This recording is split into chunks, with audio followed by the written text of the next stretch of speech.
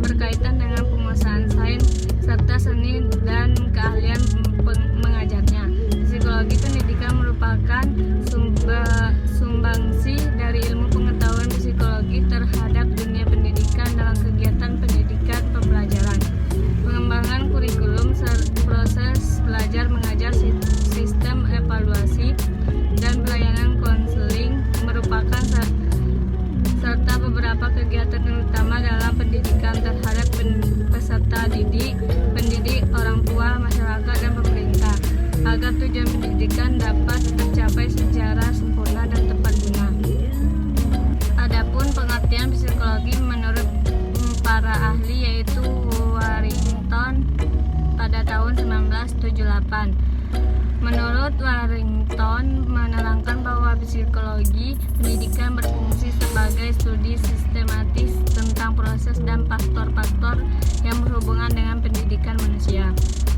Yang kedua, Sumadi Suryabrata pada tahun 1984. Menurutnya menjelaskan bahwa psikologi pendidikan sebagai pengetahuan psikologi mengenai anak didik dan dalam situasi pendidikan.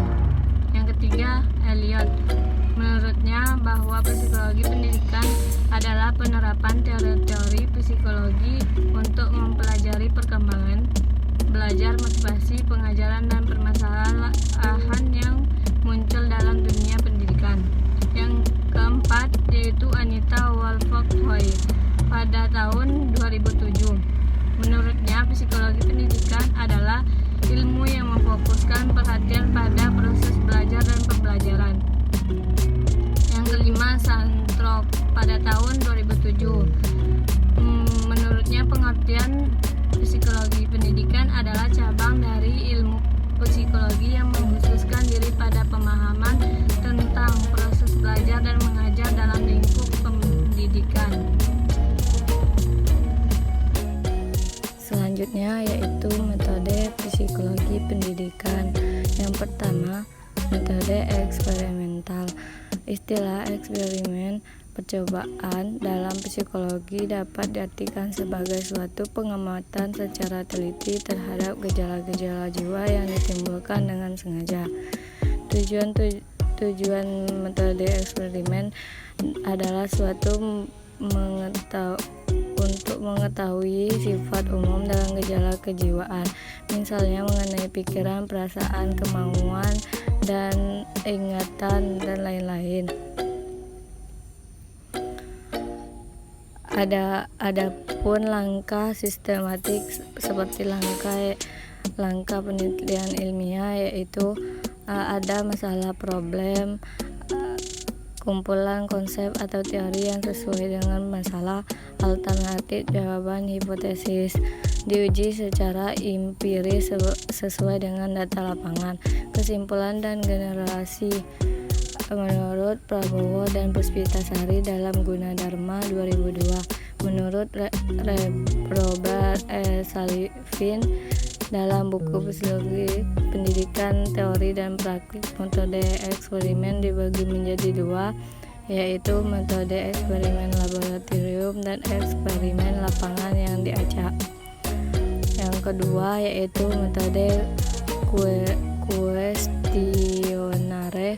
Metode ini adalah suatu rangkaian pertanyaan yang berhubungan dengan topik-topik psikologi, sosial, pendidikan, dan lain sebagainya yang ditunjukkan untuk diberikan kepada suatu kelompok individu dengan objek untuk memperoleh data dengan memperhatikan masalah-masalah tertentu, yang kadang-kadang juga dipakai untuk tujuan diagnostik atau untuk menilai ciri.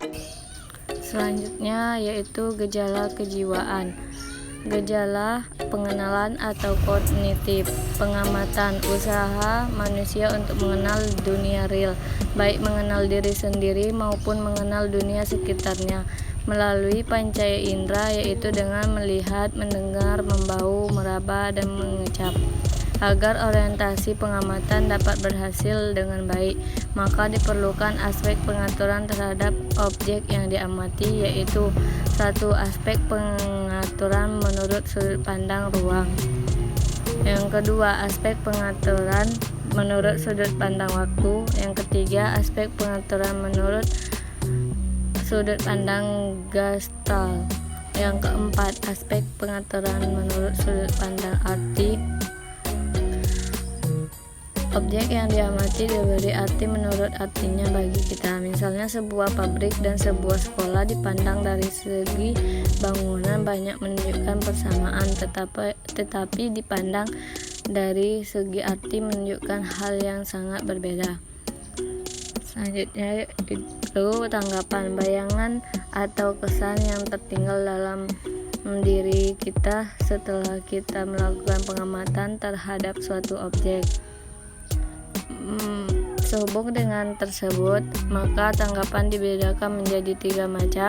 Yang pertama, tanggapan masa lampau atau tanggapan ingatan.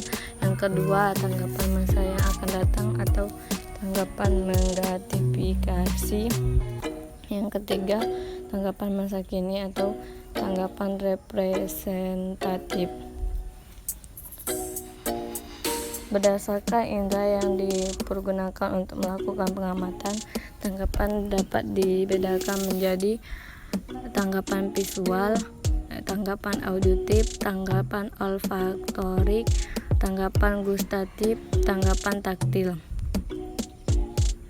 Tanggapan mempunyai peran yang penting dalam proses belajar, terutama dalam proses memberi pengertian proses tersebut melalui urutan sebagai berikut: 1. Pengamatan, 2. Bayangan pengiringan, yang ketiga bayangan eidatik, yang keempat tanggapan, yang kelima pengertian, 6. Ingatan kemampuan rohania untuk mencamkan penyimpanan dan mereproduksi kesan-kesan. Ketujuh, fantasi, kemampuan jiwa untuk membentuk tanggapan-tanggapan baru dengan pertolongan tanggapan-tanggapan yang telah ada. Tanggapan yang baru tidak harus sama atau sesuai dengan benda-benda yang ada. Fantasi dibedakan menjadi 1. Fantasi yang tidak disadari atau melamun.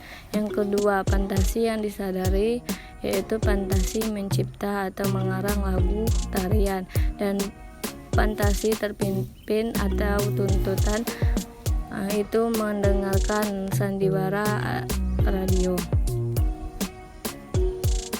Faktor-faktor yang mengaruhi timbulnya fantasi: adanya waktu yang kosong, tidak ada kesibukan yang menentu, adanya harapan-harapan cita-cita yang besar, adanya berbagai kesulitan pemecah masalah, adanya berbagai macam kelemahan pribadi yang menyebabkan yang bersangkutan lari ke fantasi untuk membuat ego defensif.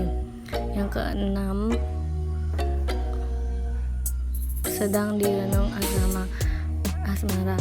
Yang materi selanjutnya yaitu asosiasi, hubungan antara tanggapan yang satu dengan tanggapan yang lain. Misalnya kita menyebut tikus, maka kita akan teringat kucing. Asosiasi terjadi berdasarkan hukum asosiasi sebagai berikut. Yang pertama, hukum berurutan. Beberapa tanggapan yang dialami seseorang secara berturut-turut